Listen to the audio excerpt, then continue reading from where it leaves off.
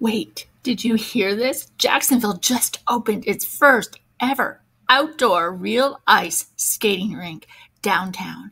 And it's not synthetic, it's legit cold ice.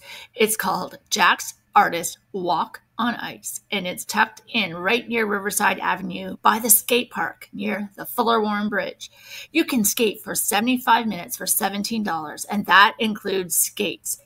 They've got cheap skate Mondays for just $10, plus discounts for military, first responders, students, and even an after work rush hour deal. It's open now through mid January. Perfect for family outings, date nights, or something new if you just moved here.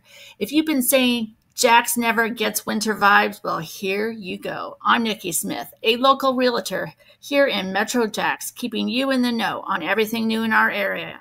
Follow along. I'm living the dream in Jacksonville, Florida, and I would love for you to be my neighbor.